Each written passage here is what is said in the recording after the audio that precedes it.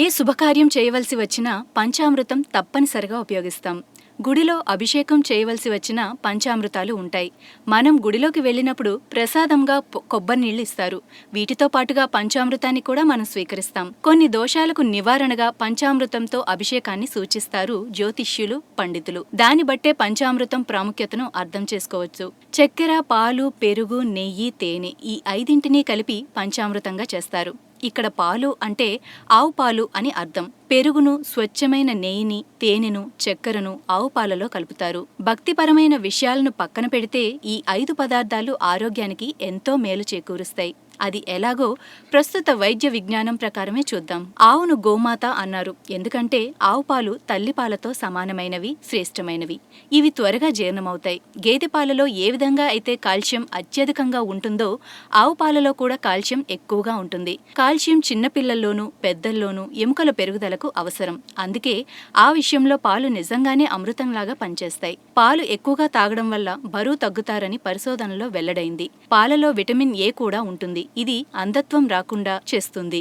పెరుగుకు ఎన్నో ఔషధ విలువలున్నాయి. పెరుగు కూడా త్వరగా జీర్ణమవుతుంది.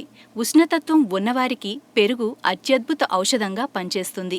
జీర్ణ సంబంధమైన వ్యాధులను నయం చేసే విషయంలో పెరుగు అత్యంత శక్తివంతంగా పనిచేస్తుందని పరిశోధనలో తేలింది. కేశ సంరక్షణలో కూడా పెరుగుకే అగ్రస్థానం ఉంది. ఉదయం పూట పెరుగు తినటం ఆరోగ్యదాయకం. మన పూర్వీకులు పెరుగుతో అన్నం తిని పొలం పనులకు వెళ్లేవారు. ఉదయం పూట గుడికి వెళ్లి పెరుగుతో కూడిన పంచామృతం తీసుకోవడం ఈ విధంగా చూసినా కూడా మంచిదే. మేధాశక్తిని పెంచడంలో నెయ్యికి అగ్రతాంబూలం. ఆయుర్వేదం ప్రకారం నెయ్యితో వేయించిన ఆహార పదార్థాలు పిల్లల్లో జ్ఞాపక శక్తిని పెంచుతాయి. పిల్లలు తినే ఆహారంలో ప్రతిరోజు నెయ్యి ఉండేలా చూసుకోవాలి. దీనివల్ల ముఖం కాంతివంతమవుతుంది, చర్మ సౌందర్యం పెరుగుతుందని ఆయుర్వేదం సూచిస్తోంది. అయితే నెయ్యిని పరిమితంగానే వాడాలి. నెయ్యిలో ఏ విటమిన్ ఉంటుంది. కొన్ని వేల ఏళ్ల నుంచి కూడా తేనెను పోషకాహారంగాను మానవులు ఉపయోగిస్తున్నారు. తేనె సూక్ష్మజీవులతో శక్తివంతంగా పోరాడుతుంది. ఎలాంటి ఇన్ఫెక్షన్లను దగ్గరకు రానియదు. జీర్ణకోశానికి తేనె మేలు చేస్తుంది. తేనెలో ఖనిజాలు చాలా ఎక్కువ స్థాయిలో ఉంటాయి. తేనెను సౌందర్య సాధనంగా కూడా ఉపయోగిస్తున్నారు. తేనె చర్మ సంరక్షణలో అద్వితీయమైన పాత్రను పోషిస్తుంది. ఇకపోతే చక్కెర శరీరానికి తక్షణ శక్తినిస్తుంది. ఇన్ని సుగుణాలున్న ఈ 5 కలయికతో రూపొందించిన పంచామృతం శరీరానికి ఎంతో మేలు చేస్తోందని దీన్ని బట్టి అర్థమవుతోంది.